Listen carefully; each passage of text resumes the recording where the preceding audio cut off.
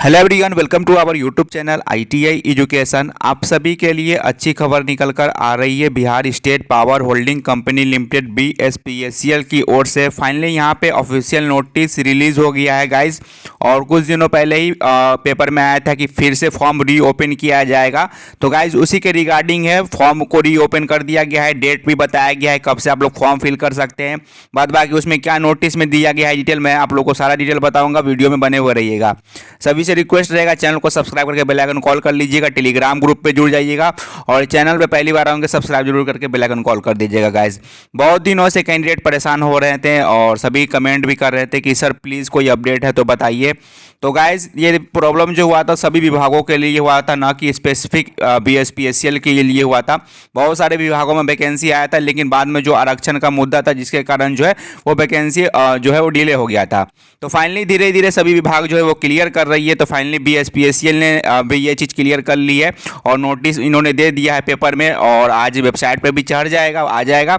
तो आज न्यूज़पेपर में आ गया है। तो चलिए मैं आप लोग को जो न्यूज़पेपर में कटिंग आया है जो आज के डेट में पब्लिश किया गया है मैं आप लोग को बताता हूँ पढ़ करके। तो गाइज ये है ऑफिशियल नोटिस जो रिलीज किया गया है BSPCL की ओर से, और ये आप लोग देख पाएंगे हिंदुस्तान न्यूज़ जो ई पेपर आता है या बोल लीजिए पेपर जो आता है ये पटना एडिशन का है और आज का है 24 सितंबर 2024। और यहाँ पे देख सकते हैं मंगलवार। ऊपर में लिखा गया है Bihar state power holding company limited BSPCL Bihar सरकार का उपक्रम, और यहाँ पे जो इनका डिटेल्स है वो लिखा गया है, लोगो लगा हुआ है और यहाँ बिहार सरकार का लोगो लगा हुआ है।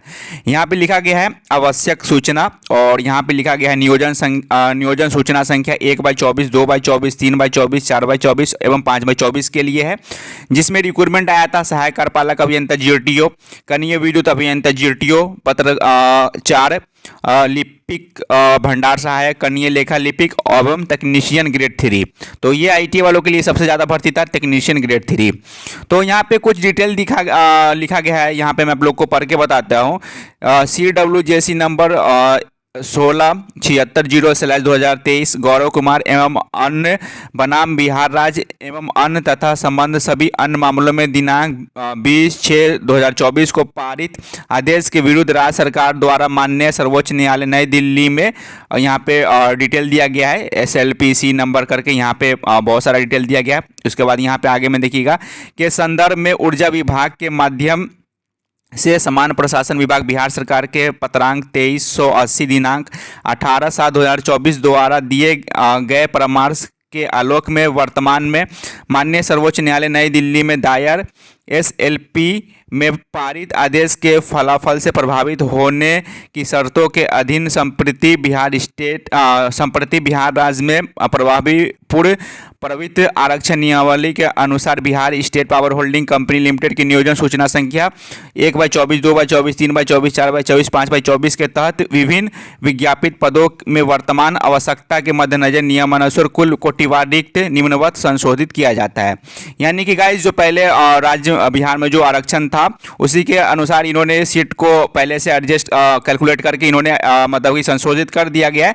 जो नया आरक्षण जो लागू हुआ था वो उसके कारण ही ये जो पेज फंसा था, लेकिन वो फिर अभी सुप्रीम कोर्ट में वो मैटर है, लेकिन फिर से इन्होंने जो है वो पुराना वाला जो आरक्षण है उसी के अनुसार यहाँ पे सीटों में संशोधित कर दिया गया है और नीचे में ये बता दिया गया है गाइस। यहीं पे जो केस वगैरह हुआ है उसी के बारे में यहाँ पे ब्यौरा दिया गया है, तो यहाँ से लेकर के उसी का जिक्र यहाँ पे किया गया है। तो फाइनली ये परमिशन मिल चुका है, पुराने जो आरक्षण उसी के अनुसार यहाँ पे लिया जाएगा, सीटों का बंटवारा किया गया है। तो यहाँ पे AGTO का कैटेगरी वाइज यहाँ पे आप सभी सीट देख सकते हैं। यहाँ पे आप लोग का एम्प्लॉयमेंट नोटिस नंबर है, यहाँ पे आप लोग का पोस्ट का नेम है, यहाँ पे कैटेगरी है unreserve EWS SC ST EBC BC और फीमेल का है, और यहाँ पे मेंस वुमेन्स बोल लीजिए, और यहाँ पे टोटल नंबर ऑफ वैकेंसी है। तो AGTO में 86 पोस्ट है, JEE में 113 पोस्ट है। उसके बाद यहाँ पे जो आप लोग का जूनियर अकाउंट्स क्लर्क हो गया या कॉरेस्पॉन्डेंस क्लर्क हो गया या स्टोर असिस्टेंट हो गया, उनका यहाँ पे सीटों का मेंशन किया गया है, यहाँ पे आप सभी पढ़ सकते हैं।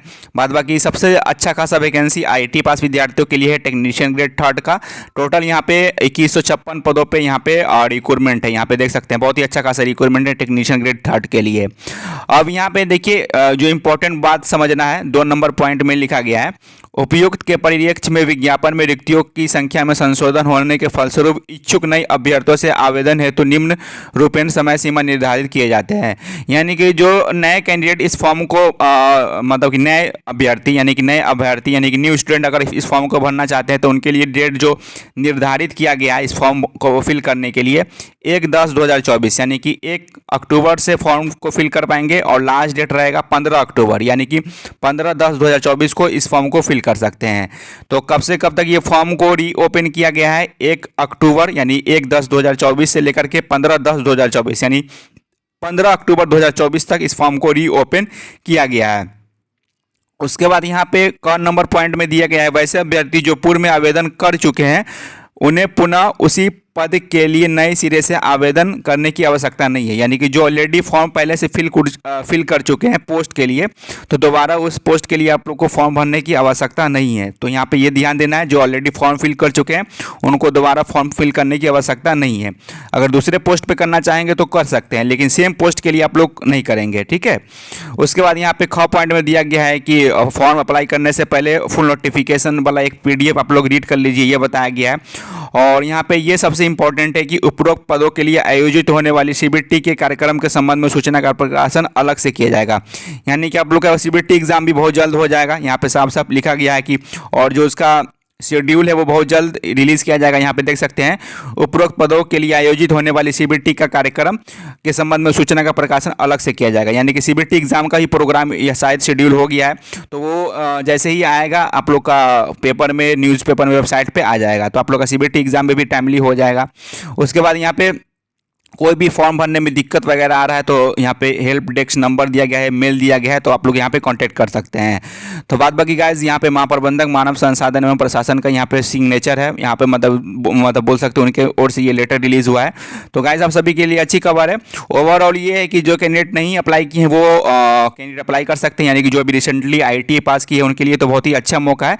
और जो ऑलरेडी फॉर्म फिल कर चुके हैं मतलब वो फॉर्म दोबारा नहीं फिल करेंगे उसी पोस्ट के लिए। दूसरा पोस्ट है जैसे टेक्नीशियन के लिए अप्लाई किए हुए हैं, अगर दूसरे पोस्ट में आप लोग अप्लाई करना चाहते हैं जैसे कॉरेस्पॉन्डेंस क्लर्क तो कर सकते हैं, लेकिन सेम पोस्ट के लिए टेक्नीशियन के लिए अप्लाई किए हुए हैं और फिर टेक्नीशियन के लिए अप्लाई करना है तो वो नहीं करना है। देख सकते हैं साफ साफ लिखा गया है पुनः उसी पद के लिए आप लोग को नई सिरे से आवेदन करने की आवश्यकता नहीं है गाइज। तो ये फॉर्म जो है 1/10 से 15/10 तक चलेगा। उसके बाद आप लोग का एग्जामिनेशन होगा, आप लोग अच्छे से तैयारी कीजिए। यही छोटा सा अपडेट था।